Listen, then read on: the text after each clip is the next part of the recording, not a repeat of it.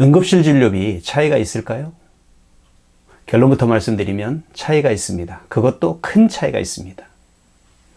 2021년 통계청에서 발표한 사망 원인을 보면 암으로 인한 사망자가 제일 높았고 그 다음이 심장질환, 폐렴, 뇌혈관 질환 등으로 나타났습니다.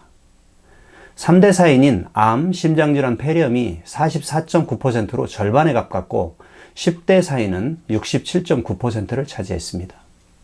이들 사망 원인 중 응급처치가 필요한 심장질환 및 각종 사고에 대한 응급의료 수요가 증가하면서 응급의료 체계에 대한 국가의 관리 정책이 계속 향상되고 있습니다.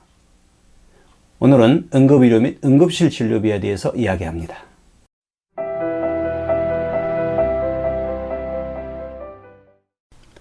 먼저 응급의료기관에 대해 알아봅니다.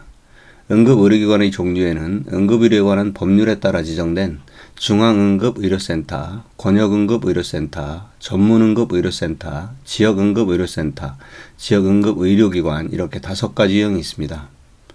우리나라에는 전국에 약 7만 개의 의료기관이 있으나 응급의료기관으로 지정된 의료기관은 2022년 1월 기준 405개 기관입니다.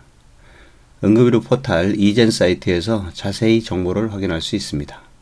의의 5가지 유형의 응급의료기관으로 지정받지 아니한 의료기관도 지자체에 설치 신고를 하고 응급실을 설치 운영할 수 있습니다.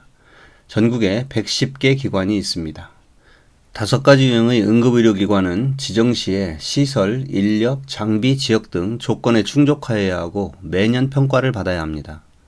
이렇게 응급의료기관으로 지정되면 응급의료 관리료를 받을 수 있는데요. 지정되지 못하면 응급실을 운영할 수는 있으나 응급의료 관리료를 받을 수는 없습니다. 응급의료 관리료를 알아봅니다. 응급의료 관리료는 3단계로 금액에 차등을 두고 있으며 5가지 유형의 응급의료기관으로 지정된 경우에 하나여 내원한 첫날에 대하여 1회 산정할 수 있습니다. 중앙 및 권역 응급의료센터는 평가 A등급 기관을 기준으로 75,150원, 지역 응급의료센터는 65,810원, 지역 응급의료기관은 24,150원입니다. 우리가 흔히 이용하게 되는 응급의료센터와 응급의료기관의 의료수가는 차등이 2배 이상으로 심합니다. 응급의료관리료는 응급실 내원 시 응급 증상 및 이에 준하는 증상일 때만 보험급여가 됩니다. 만일 응급질환이 아닌 감기 몸살, 일반적 두통, 염자, 관절통 등으로 응급실을 내원하는 경우에는 전액 환자 본인이 부담하도록 규정하고 있어서 실무에서는 환자와 병원 간 민원 발생이 종종 있습니다. 응급증상 및 이에 준하는 증상이란 환자의 생명과 관계가 있고 당장 진료 및 치료를 받아야 할 질환을 말합니다. 법률에서는 이를 16대 증상으로 명시하고 있습니다. 대부분의 사람들이 응급실의 진료비가 외래 진료비보다 비싸다는 것을 알고 있습니다. 이유를 알아봅니다. 응급실에 내원한 경우는 평일에 진료과에 내원하여 진료한 일반 외래보다 검사나 처치 등 의료 행위가 많아지는 것이 보통입니다.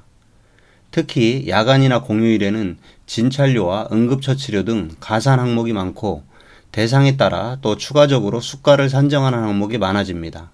여기에는 응급의학관리료, 응급진료 전문의 진찰료, 외상환자 관리료, 중증 응급환자 진료구역 관찰료, 응급환자 진료구역 관찰료 등 다양합니다.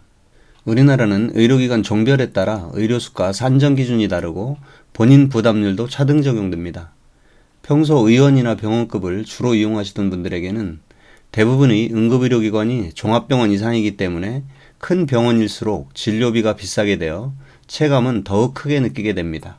앞에서 알아본 것처럼 응급의료관리료의 경우에는 법률이 정한 응급 증상에 해당하면 보험 혜택을 받을 수 있지만 그렇지 않을 경우에는 100% 환자가 부담합니다.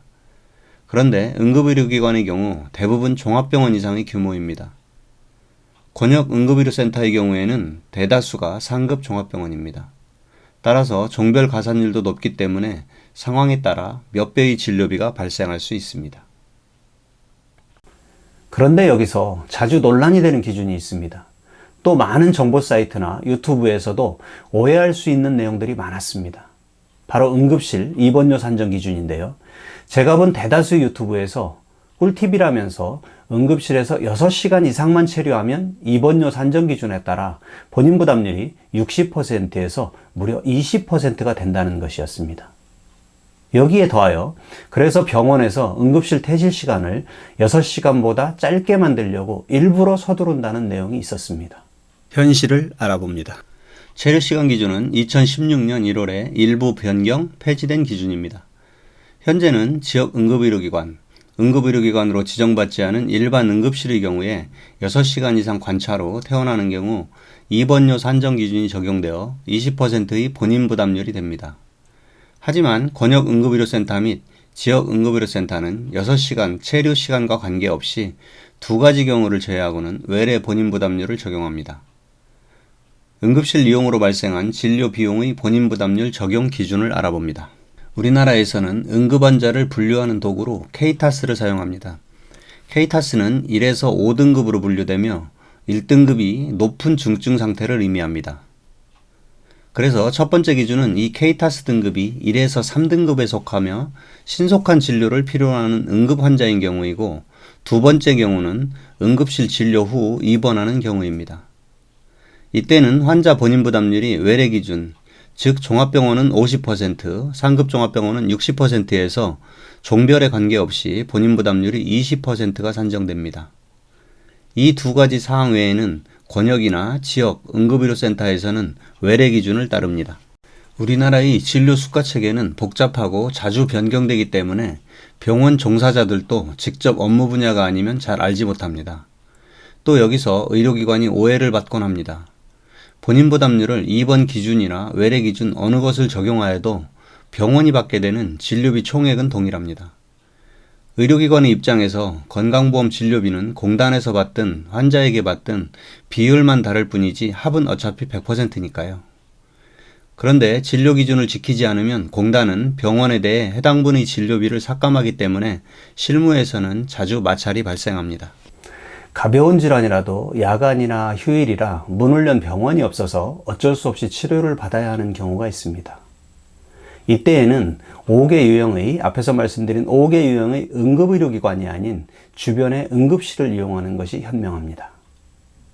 불가피하게 응급의료기관을 이용하게 된다면 지역 응급의료센터보다는 응급의료 관리료가 저렴하고 입원료 적용이 될 수 있는 지역 응급의료기관을 이용하는 것이 좋습니다. 우리나라는 공공성 성격인 의료 서비스를 주로 민간의료기관이 90% 이상 담당하고 있습니다. 현대사회의 다양화로 응급의료의 수요는 날로 증가하고 있습니다.